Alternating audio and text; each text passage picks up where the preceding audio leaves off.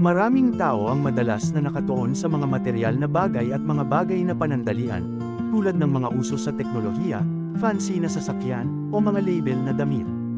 Bagamat hindi masama ang magkaroon ng mga ito, nagiging problema lang ito kapag ito na ang nagiging sentro ng ating buhay. Sa proseso, madalas nating nalilimutan ang mga tunay na mahahalagang bagay, tulad ng mga ugnayan sa pamilya at mga kaibigan, ang kalusugan, relasyon sa Diyos, na pinagmumulan ng simpleng kasiyahan sa mga bagay na hindi nabibili ng pera. Ang paglalaan ng oras para sa mga importanteng relasyon at karanasan ay higit na mahalaga kaysa sa anuman.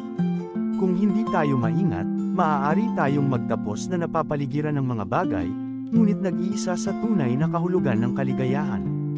Kaya't mahalaga matagpuan ang tunay na kaligayahan, at patuloy na ipaalala sa ating mga sarili kung ano talaga ang tunay na paglaanan ng pansin. Isang paalala lang, pamangkin. Ingat!